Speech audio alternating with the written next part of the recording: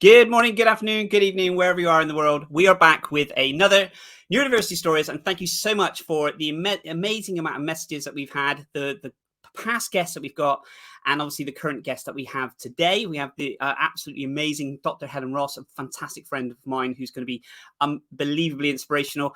She's in the green room at the moment, smiling, which is a good sign. So she's going to be joining us and telling her about all of her story and the work that she's been doing. I'll introduce her in just a second. Please do let us know where you're tuning in from. It's always really great to interact. The reason why we do these shows live and then we put them out as a podcast and YouTube as well is so that you can interact with other people, other incredible people like yourself within the dyslexic and neurodiverse community. So please do let us know where you're tuning in from. That would be fantastic. And also, so if you don't know me, my name's Darren Clark, and I've been in this kind of sector now for about 8-9 years, helping to raise awareness globally and connecting with you incredible people. So we can't do this job without you. So if you have also been asked to be a guest on the show, we are currently working through our incredible list. We have 176 people that have asked to be on the show. And I am honestly completely humbled, a little overwhelmed, but incredibly humbled with the amount of people that want to be on the show and share their story. So please bear with us while we work through this amazing list, and we will have you on the show very, very soon. I would also like to say another thank you. So there's lots of thank yous in the show to our incredible sponsors. So the IDL, International Dyslexia Learning Solutions.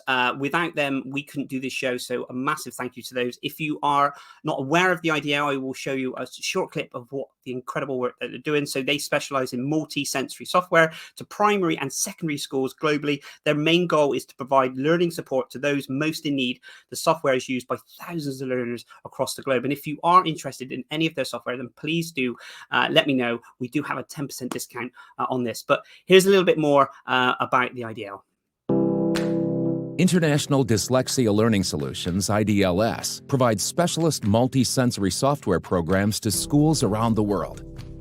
Our main goal is to provide learning support to those with dyslexia and dyscalculia, or those who need a little extra help, and our software is used by thousands of children across the globe. At some point, you may have thought, can I make a real positive difference to a student's English and math skills in the limited time I have with them? We know the answer is usually yes, but the challenge is how.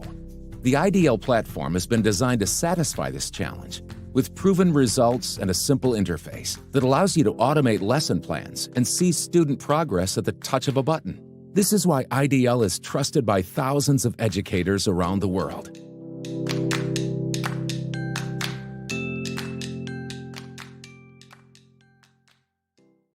So again, a massive thank you to our sponsors. And if you would like to sponsor the show, then please do get in touch. So on to the main event.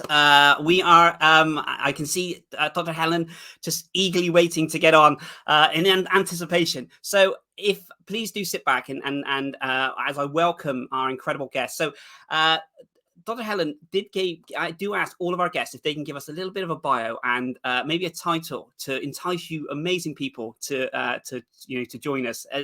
I know her guest appearance enough is to bring you not just a title, but I was really intrigued by this, and her title was Navigating the World as an Alleged Proper Grown-Up with a Brain Like a Goldfish and Having a Billion Things on Her To-Do List, which literally made me chuckle immensely when I read this. So I will do my very best to introduce Dr. Helen. I want to give you a little bit of a brief synopsis on the incredible work that she's doing. I've known Helen for quite some years now, and just seen the work that she's been doing growing and growing, and the work she's been doing and the people that she's been connecting with globally. It's been amazing. So Dr. Helen Ross is a fully qualified special needs teacher and a former SENCO, working as an independent educator, research consultant, specialist assessor, and SEND expert. Helen is also a trustee of the incredible British Dyslexia Association, chair of the Wiltshire Dyslexia Association, and on the board of the US for the non-profit Coalition of the Independent Scholars. Honestly, Helen, your attributes and what you've done and what you're doing is absolutely truly remarkable. And I will let you finish off, if that's okay, your introduction. We're going to join us now to welcome Helen, and sit back. If you've got a coffee and some biscuits, even better, as I bring on my incredible guest, Dr. Helen Ross.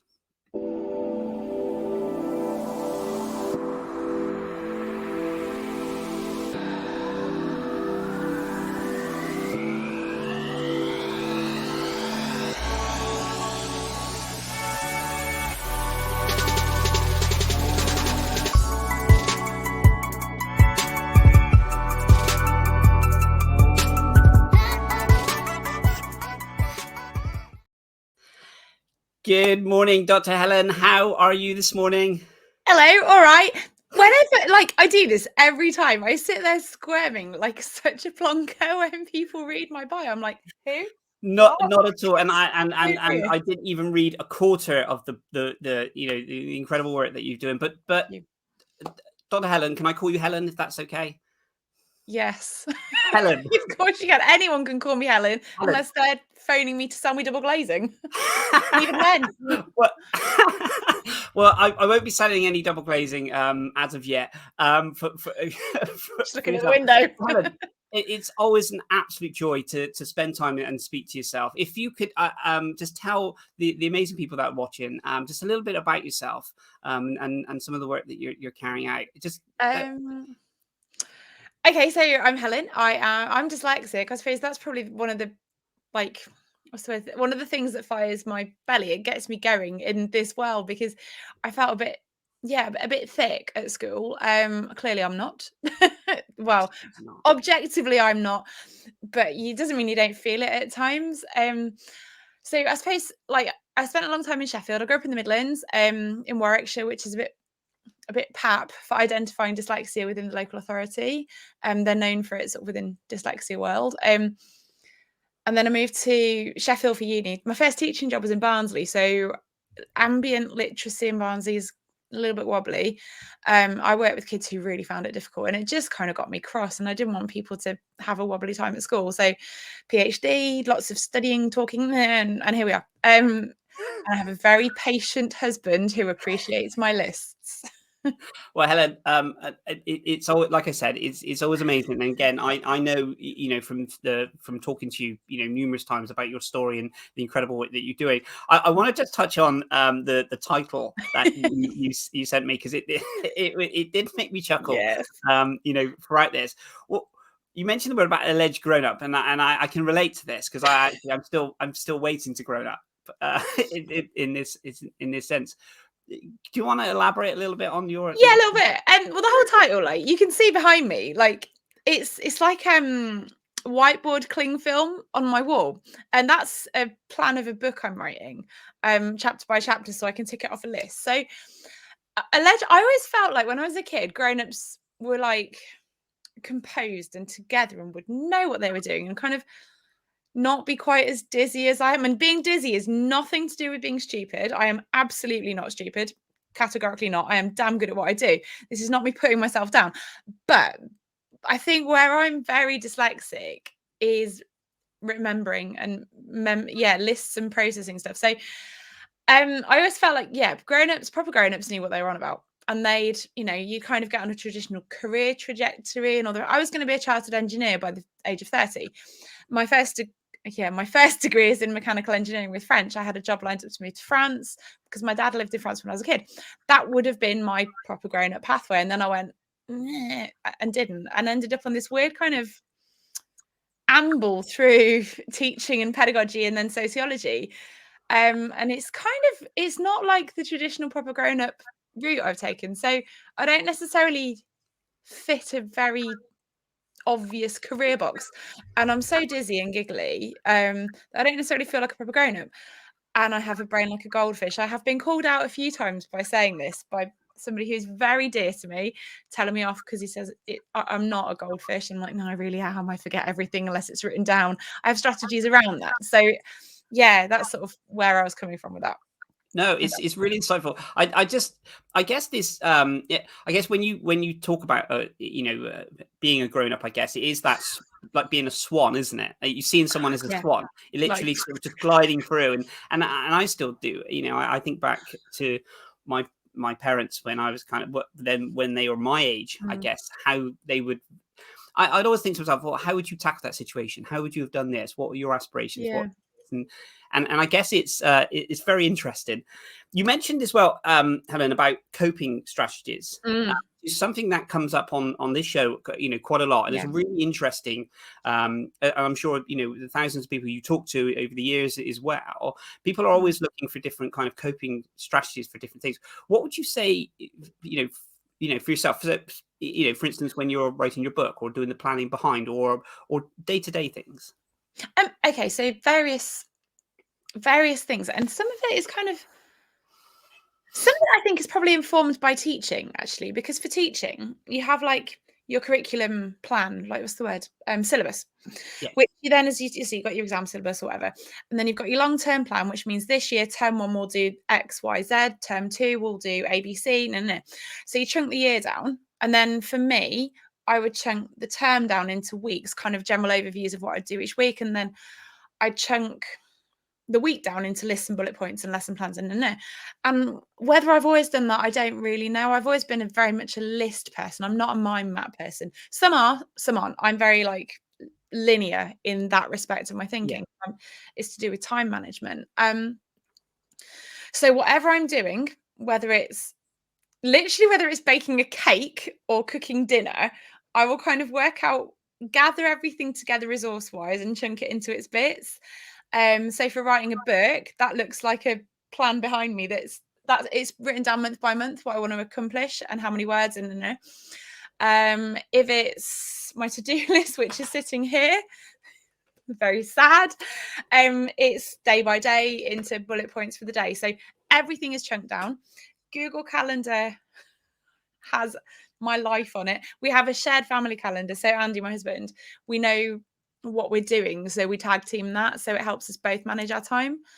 If Google goes down, Team Ross will cease. But basically, if I get a new project in, I put it straight into my calendar to make sure it's accounted for, to make sure I can't forget it, and I put deadline reminders are built into my Google diary and stuff. So if I wasn't insanely, I am insanely organized because I have to be. If I wasn't, I think everything would fall apart. So my coping mechanism, is it probably to the extreme? I don't know, but it means I don't miss deadlines and I do irritatingly reliably whatever else I'll do. So Which it sounds incredible. I mean, that to me is just like that's what I aspire to be like when I'm an adult, because you so what got, if you don't mind me asking, what got you to that stage where you were, you are very meticulous in the sense that you think to yourself, I have to be organized to make sure of this. Was there a time before when it wasn't that then spurred you to be that? Or I don't want to break the illusion and just say, no, it's always been like this. I think about it. I've been talking to Andy about this, because my dad, I think, like, my dad's a ledge. He is a child engineer, did mechanical engineering. So I wanted to be like my dad when I was a kid. And I always looked at dad and thought he like sets his own diary. Now this is how it looked. I don't know. And actually have I talked to him? Probably a little bit, but I could probably talk to him more about it. He like looked like he got to do his own thing. He worked at IBM, and he did. He was sort of a trainer and stuff, and went around teaching people how to use design software. So he had autonomy from what I could see. So I knew he had a diary. We had a family calendar with, mum, dad, Helen, David, my brother. So that probably informs it. And I know you've got an ADHD diagnosis. If our like washing machine didn't keep breaking, I would have the money for an ADHD diagnosis, but white goods apparently is more important, like clean clothes. So I think there's an ADHD element. So I say yes to a lot of things, sometimes to my own detriment. So it's like an n-dimensional Tetris game that is my life. So I have to have lists and I have to factor it in. And I've been like that since I was a teenager. I got my first job at Burger King when I was 14, and I did grade 8 piano, and I did all these other things. And was born with pedals on my feet because my mum was like, if you're doing that, get yourself there. So I did. You're a very driven individual, aren't you? I'm a little bit insane. You're very driven. The reason I say this, and that's a pure compliment in the sense of driven, it seems everything that you do, it's almost okay. So how can I do this better, or how can I put my stamp on it, and how can I, excel within it? Whether, and I'm sure when you talked about, joining as your first job in Burger King, it was probably okay. So you probably, I don't know, you probably looked at promotion, you probably looked at, well, actually different things that you could do. But I guess underneath all of this, is it because you're thinking, I need to find some strategies around this to make it work for me so I can do it in that way? And wow. I Or is that too think deep? I've just no, no, no. Me and Andy, we say me and Mr. Dr. Ross, Andy, the most patient man on the planet. Brave and stupid is a fine line. So No I'm not comment. denigrating him, far from it. We talk about this, and I think he and I, we drive each other actually. And my dad as well. Like mum and dad, my parents are very, very supportive, but we are very high. Yeah, we're a high achieving family. We can't get around that. My brother's an accountant, and he's an awesome accountant, and he's so good at his job. But like, that you're right in that there's always is there more? Can I do it better? And I'm always looking for the next thing, which sounds like I'm ducking and diving, but it's not. Mum and dad always said, I need to be able to say to myself and subsequently to other people, I'm doing this so that in order to next steps. So there's a couple of projects that so I was doing my PhD so that I could understand how policy works, so that I could access the policy forums and shout at the government. Well, yeah, I am. And open doors and so I'm always looking at, I want to be able to do this thing. So what are the steps to be able to get there, I think. Yeah, I think that's probably it.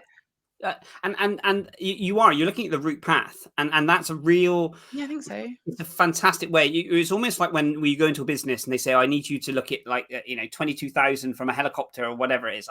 Don't quote me on that distance, I don't know, but that kind of 22,000. I'll probably get someone saying, actually you go 28,000 miles. I don't know. Okay, let's just say from a helicopter perspective, if you were looking at something, you're almost doing that on everything, but you're doing that in a way, and I think that's a real attribute to have, to think, okay, so if the end goal is this, say it was to change the policy in the educational system or whatever it was, right? Think, okay, so changing the policy or getting it to Parliament and all these different things is massive, and it could feel like a huge step. But what you're doing theoretically is breaking it down. Okay, so what would be the first step? Okay, well, we need to find out what we need to change, and then it's this, and that's what I feel from talking to you each time. That's what you're doing. I think so, yeah. And I think the key thing I would always say as well, nothing is in isolation. Like, if I'm being an idiot, there's a few people who are really close to me who are like, Helen, shut up. Like, no, you're being an idiot. Again, Andy, all credit to him. If I'm being an idiot, he absolutely tells me. And I think what's really nice, sometimes dinner with Team Newton, like my family, before I got married, I was Newton. I would have been Dr. Newton if I hadn't took Andy's name. I thought you were just about to do some experiment. That's No, but wouldn't it have been cool? But then Dr. Ross spells dross, so woohoo. But I think, like, sometimes dinner with my family can be it's quite heated at the dinner table because we challenge each other. And goodness me, I'm kind of I'm a bit of a lefty and my family's less so. So I get like, what are you doing that? But it's not done to denigrate. It's done to really challenge and kind of unpick whatever thing we're talking about and what I'm doing and why. And so I think I probably have those chats with myself as well. That sounds so weird, but yeah, it's always trying to work out what the rationale behind stuff is, and I can't always articulate it. I've got a little bit of a plan sort of floating around in the background, and it is about probably 3 to 5 year plan. Andy gets it because I told him about it. I had a chat with somebody back in May, and it's all very close to my chest, very deliberately. But he knows about it. One of my friends from a company I'm working with also knows about it. I think he thinks I'm a bit of a plonk, but that's okay. And a couple of 3 or 4 people know about this little plan because I can't articulate it very well. But people that kind of there's some steps in my head, and as soon as they're galvanized and kind of worked through, then I'll do them. I think I get, and I completely, can understand from this side of it. I see it sometimes as, I in my head I've got a plan and the steps, but I bring someone in at step 7 when it's almost like when you join a conversation late and you're trying to play catch up, within that side of it. But it is so you primarily. There we go. Mainly, you mainly work in the educational sector. Mostly. What would you say over the years? And we don't have to go down to do too many rabbit holes in this sense. What do you think over the years? Do you think we've become more acceptable within the awareness that we've had and the tools that we have, or do you still feel that we're quite restricted? Do you mean like dyslexic people as Yeah, an entity? yeah. Oh, swear word. I've got so many opinions on this. I think where where there is a school who has like amenable management, because ultimately you could have the most amazing class teachers who are doing everything they can, busting their guts trying to sort stuff out. If they are blocked at management and budget holder and decision making level, there's naff all they can do because they are so constrained. So if you've got management that is amenable, if the school is part of a local authority and or MAT that is amenable and has access to high quality, well-trained teachers and good training materials, we're on a winner. And I think a lot of the kind of positive, where practice is good and where we're able to flourish, is where there's choice and flexibility. So some kids love like an iPad or a tablet, or others are available, like a thing to write on and scribble on. Other kids want to talk to it. Other kids are very much, no, I'm a touch typer. Or some kids are like, no, I want to write. And I think it's where there's capacity to do whatever the kids need. And there is tech. You can have one device that does the writing or the talking or the typing, so that it doesn't need to be 3 or 4 different pieces of tech. And within that tech then, or piece of paper, depending on what a kid wants, you can then build in apps or draw in apps and programs and things to support spelling, reading, writing, the other stuff. So I think where you've got a flexible system, where there is proper resourcing and a decent distribution of money, and where kids don't stand out if they use a piece of kit, like a piece of tech, I think that then we're on to a winner. The problem is where management, and I read a assessment paper. I'm pointing, I've got an assessment paperwork on my other screen. I'm prepping for an assessment tomorrow. I've read feedback from parents, because I get information from parents and from schools, and I read one where their school was so horrible about a child, just horrible. I was like, what is wrong with these people? And I was a bit nervous about meeting the child, in all honesty. Turns out she was lovely, clever little cookie as well. So it's where schools don't ask why around where people are wobbling with their reading, writing, spelling, literally, or whatever thing. Because 9 times out of 10, there is something underpinning it.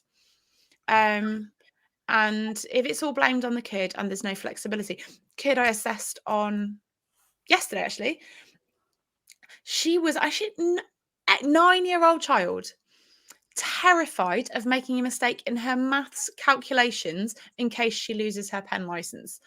What on what planet is? And she was stressed. She was visibly tense. Her mum cried. I made them cry. We all cried. It was an assessment where this poor girl, a 9-year-old and so clever, was like, I can't get my times tables wrong because I won't be able to use pen. How is that acceptable? That level of inflexibility is an absolute disgrace. I'm so angry. I was like, I'm going to say nothing, mum and dad, because I have no polite words. That's where it's not okay. It's so many things on there. Thank you so much for sharing that, Helen. And I guess we always you hear about these things like mistakes, mistake. It's almost we learn from our the things that we use the word fail very loosely in that sense, but things that that don't go right, we learn from it and we grow and we move. But in that situation where you're so fearful of the shame, I guess, of losing a pen license at such an early age, that's very traumatic in that sense to be feeling that anxiety. Yes.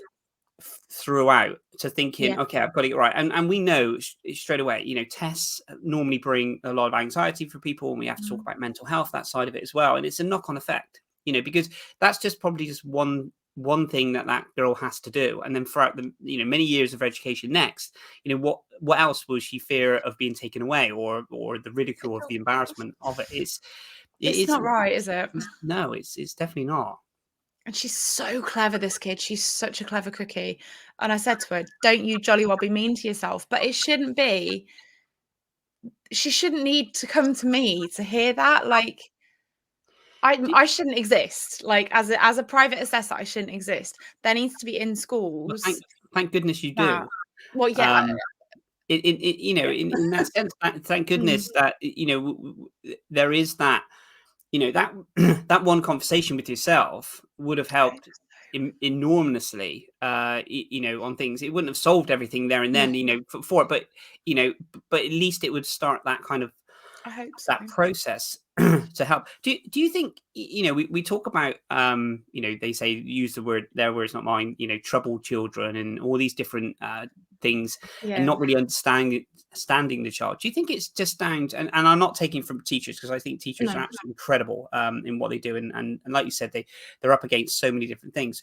But do you think it is because of the pressures and the timings that they've got? It's very difficult to, with the huge number of people they have, to really delve into, you know, each child's special requirements, I suppose. Not special requirements, Absolutely. requirements. It's lack of resources, lack of value put on teaching. And I think, to go all like sociology, there's absolutely a gendered issue. Teaching is primarily a female profession. It's a caring profession. It's a vocation. So teachers are seen to do it for the children. So there's not the respect from politicians, who have gone a very waspy kind of male route in their professions. They generally tend to be sort of lawyers and male-dominated professions. They don't have so teaching doesn't have the same status, for starters. This is a huge philosophical area, and it's so important, and it's a little bit hysterical, but it's not, because it underpins the mood around teaching. So once you have a kind of profession that's not really a profession, they're fine, anyone can teach, it's fine, right? They'll make it work. And so that kind of mood from policymakers translates down into teachers are not equipped. So when you've got 30 kids, a huge proportion of which may have free school meals, which means there's a sort of potential wobble at home and there's a vulnerability there. Or you've got a proportion of kids who are English isn't their first language. Whatever things that are barriers to these kids' needs, they're not taken seriously, I don't think, by people who've gone, just get on with it. And so special needs is just kind of, they'll be fine. Just get on with it. And I think there's an element of that. And dyslexia is not real anyway. It just means you're not right clever, isn't it? So I think it's a myth, apparently. Oh, don't get me going. There was I didn't read the article, and I wish I had, because I saw it on LinkedIn that something was leaked that they were cutting SEN funding again. So of all the things they're cutting, cut prison budgets. Obviously, this is a kind of over 10x number of years. Prison is an expensive option. The number of people in prison who have literacy problems, special educational needs, if their needs were addressed in the first place so that they could function properly and flourish in society, then there wouldn't be the 30 whatever £1,000 budget for keeping them in prison, because they'd spent 10 grand instead of 50p on them when they're in school. Oh, I'm a bit grumpy, sorry.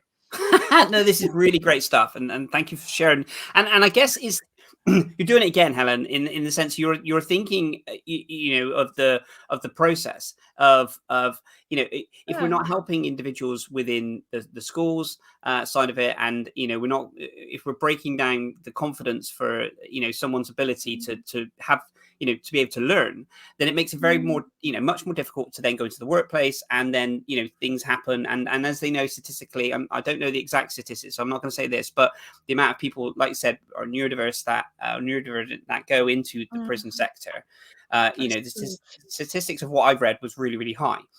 So if we can, and I'm not saying cut it at the source or using those terminology, but if we can help, like you said, you know, why do we have to wait for someone to get to 18, 19, 20, 21 to that site to then go, actually, now we've got a plan to help and support to rehabilitate you back into society? Why can't it be trying to understand how to support people, you know, before that? I don't know. It really annoys me. I had a chat. I proper want to throw my toys out of the pram. This is why I'm not a proper grown-up. But I had a chat with somebody in Australia. Actually, I'm potentially doing some work with somebody in Australia. She's lovely. She's amazing, Shay. And she is actually working with the Victoria Department of Corrections around supporting people out of prison, not into prison. That's a different journey. But supporting people out of prison. You know, Dr. Neil Alexander Pass, his book, I can't remember the title, but it's about the kind of prison to school to prison pathway, and it's sort of a fictionalized account. His book is, I reviewed it. I wrote the forward. What a privilege, because he's so astute. There's these little like nudges along the way that end up with somebody in a right pickle. Well, if we can nudge in at every bifurcation of the journey, if we can nudge them the better way, they're not going to end up in a pickle. It's not rocket science. I've done rocket science. Rocket science is quite tricky. This is not. Well, it's simple. Implementation is more difficult. Absolutely. I just want to share.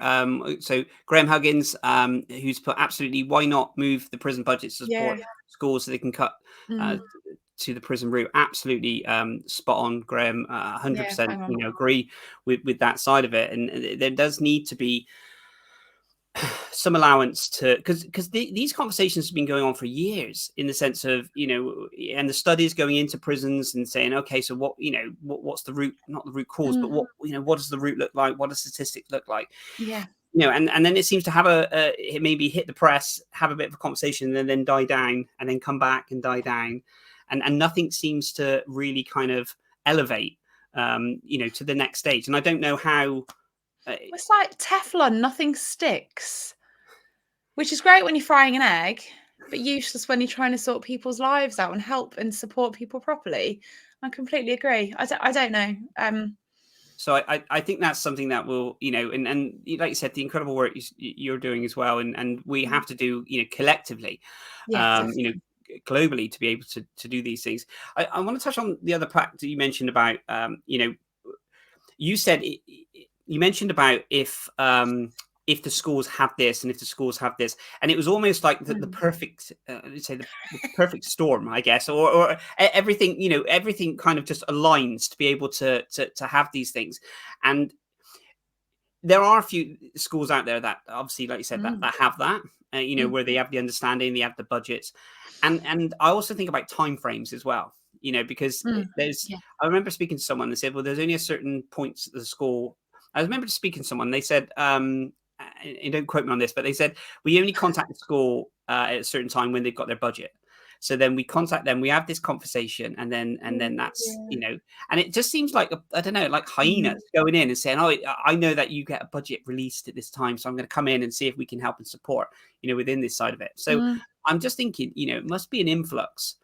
And schools have an influx of people coming in, trying to offer them different tools, different ways of doing this. And I guess you have to be, as a teacher, really, or a head, really kind of educate yourself to understand what do I need from my school? Because there are probably abundance of people coming in asking for this.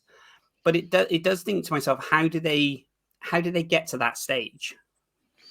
I think this is where the work of stuff like, well, some of the work I do is around evaluating tech. So I'm a lucky sausage, and I get to do some really interesting things around that.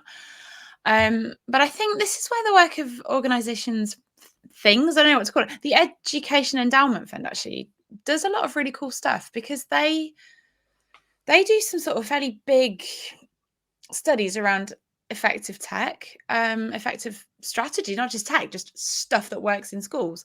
And they produce toolkits, because I think there is no one way to do stuff. But I think for me, a really good toolkit is something, it's like a flow chart, and you start asking yourself questions about your setting. So the Education Endowment Fund does that. And also there's like, I don't want to be a I don't want to be like a formal uni academic. It's not my pathway. It never was my pathway coming out of my PhD. My glorious supervisors, Dr. Tina Skinner and Dr. David Skidmore, knew that. They tolerated it. But I think this is where academia actually, and kind of learned institutions, whether they're unis or research organisations, this is where they come into their own, because they do things called meta-analyses, systematic reviews, things like that, because they kind of vacuum up lots of different evidence bases, and statisticians, number people and qualitative people kind of go through all of the previously done research, and they produce these kind of, we've summarized all of this research, and here's what we think. Professor Dominic Wise and Professor somebody else, I can't think of her name, which is awfully disrespectful, but they did something around the systematic synthetic phonics programs, but sort of off the back of the changes in policy in early years and Key Stage 1 for little kids. And they did a huge meta-analysis that was actually really controversial. And I heard them speak last year at the British Educational Research Association conference in Liverpool. And it caused a massive storm for them. It was really not an easy journey for them. But because they'd done this huge, incredible meta-analysis, and I read it and it was beefy, they got in the news. They were personally denigrated, which was absolutely disgraceful. But they got word out there, and subsequently there's been a lot of kind of positive noise around what should we be doing to support our kids. So unis and learning institutions combined with practitioners on the ground, when they hit the ground running together, are a force to contend with. I like to sit on the fence between the two, which is what I always wanted to do, and kind of play both sides. It sounds flippant, but it isn't, because it's what I want to do. So I think I kind of forgot the question you said, but yeah, I think it's really, really important for people to kind of talk to each other to work out what works best in the setting. Did that make sense? No, absolutely. And yeah, you answered the question, more than answered the question on this side of it. And it's funny, isn't it? When we look at kind of the journey, someone goes through, in the UK, you're watching this in the UK, we go to, primary, secondary school, college or sixth form, and then university. And if we took, the perfect, the absolute perfect thing would be if someone was able to get some support in primary school, then in secondary school. But I've spoken to people in the past, and they've found that if they've got help in the secondary school, which is amazing, but when they go to the college, it's then either restarting it again, or it's trying to get the support, and then in university, it's then trying to start the process again. It's almost like it doesn't correlate all the way across the educational years that they have. No, well, I just think from when I was working as a SENCO and in SEN departments like down here, there's a thing that goes between like primary and secondary or different settings, and they call it a CTF, and I can't, something like transfer file. I can't remember the exact what it meant, but it was basically electronic records of kids' special needs. They didn't ever transfer properly. Like, yes, I don't know how it works, but primaries or settings are supposed to go ping and send it from themselves to another school. It doesn't work. So that, even before you do anything else, means that second or new settings are always playing catch up. Yeah, you're always having to faff around with. I'm not a paper person, but some people are, just with getting what's going on for this child, so we know what to do. And then if you are going from, especially if you're going from like a reasonably small secondary school to a sixth form college with thousands of kids, there are subsequently, proportionally, there'll be hundreds of files that haven't transferred. And then you go from a couple of thousand kids to a uni with 10,000 people. So these transition points are real bottlenecks. You're absolutely right. And also people grow and change. A 10-year-old me is not the same as 21-year-old me, as 25-year-old me, as I'm 42 on Sunday. So 42 on Sunday. Happy birthday. And so I think there's a few things at play, but again, it's building that flexibility in things. And EHCPs are great, but they can be so prescriptive, which is important for statutory measures, but they're really prescriptive. So if they're not updated, there is such a backlog in England. What do? A 12-year-old is not the same as a 7-year-old, but they've still got the same damn paperwork because the local authority hasn't got around to updating it yet. And so you're so right. And within that time, that individual has started their new school or new university or something. It's going through the motions. It's almost like they're just kept in limbo, waiting for it to catch up. To then, and I guess you're then being judged on, I use the word loosely on the sense, but judged on the academic stuff that you're producing when you go in. And it could have been the accommodations that you've asked for beforehand. So it could be, noise sensitivity. It could be certain ways of learning. It could be tech, could be tools, could be all these different things. Yeah. And suddenly you're in this, frightening environment because, especially going from primary school to secondary school, and even going to college and university, it's still very daunting. And to have the system playing catch up, and then what we talking, it could be weeks, could be months before someone sits in front of you. I don't know the system, so I'd be more than happy to share it underneath throughout this. But it does seem a little bit. It's just dated. Well, my little boy started school like this week, really, and one of the other. I'm not very good. I don't know. The school like yard thing, I find that quite intimidating. But there's another mum that we knew anyway, because we live in Trowbridge. It's small. Everyone knows each other anyway. But like one of the other mums would walk home with her because she lives down our end. And she is phenomenal. Oh gosh, the respect I've got for this woman. She's got an EHCP in place for her son. Wow. So that things can be done in advance. And the systems around her are like, huh? That she just they were like, cannot compute. She's like, what? Because she's phenomenal. She's argued and got this in place, but she's had to battle. Why would you, like, on what planet should you have to battle when it's it's amazing to have someone like that in your corner, to be able to do that battle for you. Yes. When there should be some sort of system. When we moved, I changed doctors, and then they took my doctor file and put it into the new doctors. I know it's completely different, but I'm just saying it's a process, so that they have reports, throughout that. So, Graham Huggins makes an absolute, excellent point again. They need something like an empowerment passport for life. And I don't know if that would be, whether people would like that or disagree or agree, because I know we've talked about passports and bits and pieces, but these things are absolute. They're vital, really, because if we're asking a child who's already, like fearful, traumatized, then go in, and there isn't something like an empowerment passport or something like this that can help and assist, because those moments before they start the big school or the next school or the next phase in their lives, it's like anything. If you left a job and then went into another job, you're going to be, regardless of if we're stressful. It's stressful. So why does that not correlate into the younger generation when they're at school? Oh, I don't know, but I totally agree. I don't know. Questions? No, I don't know. It's just utterly nonsensical. Like. But it's interesting you draw on the doctor thing, because the sort of education follows the NHS in some ways. When I'm going to sound really cocky in there. When I did my PhD, for some of the reasons, Dr. Ross spells Dross, never forget that. But like the sort of care model, the personalised budgets thing, originated in the NHS and kind of healthcare, and to empower people, and we have to share records. We want social care and NHS to talk to each other.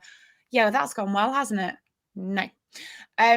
So I think it's really interesting that you said your doctor records just transferred. I broke my leg 3 months. 3 months to the day before I got married. I broke my leg at work. Looking back, it's really funny. Wasn't my finest moment. I dropped an F-bomb. It really hurt. But I broke my leg in Barnsley. The hospital was brilliant. I screamed like a banshee when they reset it and all the rest of it. But I lived in Sheffield. I couldn't get from Sheffield to Barnsley. Is dead easy if you've got a car. But I couldn't drive. So they transferred my treatment over to the Northern General at the top of Sheffield. They lost my x-rays. It was an email. They lost my x-rays. So these things are not smooth. The computer systems of the NHS are like suboptimal. So there's just problems with data, and then there's data sharing. So there's huge conflicts within systems around data protection, around who's allowed to read that. It should be simple, but it isn't. But the process, and you're absolutely right. But the process seems to be there is some form of process in place. That if some, I'm sure it's in some small print somewhere. It says moves that they then transfer it over. And I guess if we're going back to the school side of it, I guess there are certain things when you move to different schools, records and everything that goes over. From exams and results and all the other bits and pieces. I'm not an educator, and I don't, and so I'm not too sure what that looks like. But having something that is more personable in the sense of what their needs are and agree. requirements are within this, to make sure that they can actually go into a classroom and feel safe in the environment to learn and not filled with anxiety. I mean, you're filled with anxiety anyway. School's tricky, but these accommodations, they have to dig a little bit deeper. That's all we're asking for, really. Absolutely, that totally agree. I think, yes, there are processes on paper for SENCOs going from primary to secondary. The process, to be frank, quite often looks like the SENCO hopping in the car, driving around to the secondary schools and saying, here are our records. I've seen it. I've not done it, but I've taken the paperwork myself in. Now, is that efficient? No. Is it necessary at present? Yes, because the electronic processes aren't up to scratch. The part of the problem, I think, is as well, the Children and Families Act 2014 freed up local authorities to develop their own structures, procedures. So, like, because I live in Trowbridge, so we've got like Wiltshire, Bath, or Baines. Where do I live? So kind of Wiltshire, Bath, Baines, and Somerset, because I'm not far from Frome, which is Somerset. So I see paperwork from those 3 local authorities. I do stuff over at Moon Hall in Surrey. So they've got like Sussex, Surrey, and like a couple of other authorities. I see bits of paperwork from those, and from time to time from the Midlands as well. None of it's the same. Now, the Baines, by where we are now, where I am, because you're Bristol, aren't you, as well? No, Tetbury now. Cotswolds. Ooh, very nice. I go through there on the way home sometimes. Mum and Dad live in Leamington, so, but like the paperwork, there are similarities. And I think kind of adjacent local authorities do try and talk to each other. But you've got, like, England is quite long. The Lake District is not the same as Cornwall. Yeah. And there's such a discrepancy between paperwork, procedures, policies. Local authorities seem to think their guideline policies trump statute anyway. So it's so inconsistent, and it's just not ideal. And I guess we're the theme for this is what would be the end result, which I absolutely love. Changing policy, what you need to do at the start, and this, it just got me thinking about. I mean, that's the policy. Bring that policy so we have passports or whatever it is transferred over. But if we dig even deeper, we still have to try and get enough assessments done, or we have to get enough conversations with children to be able to support them, to get the paperwork, to then send it on to be able to help and support. It comes down to training. 2009, Sir Jim Rose said it. Like, what is that? 2023, so like 14 years ago.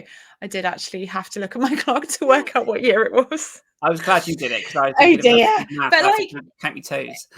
Like in 2009, even like with the Warnock report in 1978, there was like, we need to have good provision of assessment, and then there is no statutory guidelines and kind of criteria from Ofsted for early teacher education, like in initial teacher training, as to what special needs training needs to look like. You might have an hour on a Thursday afternoon, tick the box, or you might have a really comprehensive program if you're on a SCIT, I think they're called, in school training, of every week you do this. It is so tough and inconsistent. 2018, I did a review for the government in same time, 2020. It was just as lockdown was about to kick off. They phoned me and commissioned me to do some research, and I read a report from 2018 of Ofsted saying, teacher training is inconsistent. There need to be guidelines. You're Ofsted, like, do something. So I think there has been more come out from Ofsted subsequently. I haven't read it, so I'm not fully versed. I can't comment 4.5, 5 years on, but I mean, come on, pull your fingers out. I can't make policy because I'm a little independent bunny sitting in Wiltshire. I mean, that's I'm not, but I haven't got legislative power. People that have, what? Come on, it ain't rocket science. But don't underestimate how much influence you can have, and you have had in starting the conversation to be able to get these things to happen. But you're absolutely right. It is frustrating in the sense when you're a parent of a child who's struggling, and you see you get this glimmer of hope where it hits the press, or actually feels like something's going to change, and then suddenly it just goes quiet, and then it's snowball effect. So sorry, go on. No, please go on. It's really hard. Like my little dude's just 4. he's a little tornado with a very strong will and quite stubborn. I don't know where he gets that from. But like at the moment, he seems to be like a regular run of the mill child. I don't really know how to phrase it without sounding terribly offensive.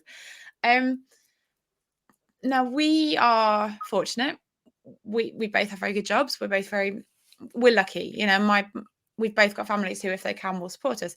The thing that always sticks in my mind with things like this is there are families who cannot pay for me to assess their kids, and I have done a couple of assessments for free because it's the right thing to damn well do. If somebody needs your help, you do it. And the systems are not built, and the discourse around the systems are not built because, well, parents, you know, you read sort of paperwork, oh, mum's not engaged, and it's always mum is so gendered, but oh, family, parents, oh, they haven't engaged. What are the family doing at home? Well, have people ever thought that if somebody's dyslexic, it is genetic, perhaps by keeping writing to them rather than talking to them, they're going to go, parents can't access communication. You hit the nail right on the head on that. Helen, we are coming to the end of our conversation. I could talk to you for hours. Let's go for time one day. I could talk to you for hours on this. Helen, you've given us an incredible insight into so many different things, and we will put all of the details of people wishing to connect with yourself. I wish you the very best with your exciting book, and I can't wait for when that comes out. And keep being inspirational on that side of it. And documenting, your journey on this. But it's been absolutely incredible, Helen, chatting with yourself. Thank you so much. And I hope you've enjoyed this as much as I have. Thank you so much for having me. It's been a privilege. Helen, I will catch you very, very soon. Take care. And see you soon. Cheers. Look Helen. after yourself. Take care.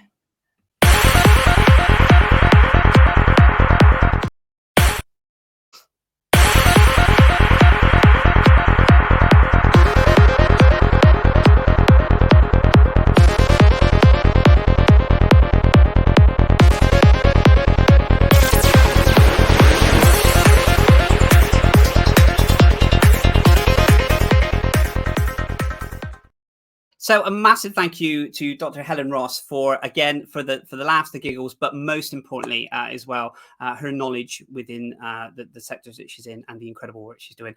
Thank you as always for joining us. We will be back next Friday for another installment of Neurodiversity Stories. We have another incredible guest. Please do connect with the community and let us know if you would like to be a guest on this show. We are always welcome it. Take care, guys, and speak to you soon. Cheers. Bye-bye.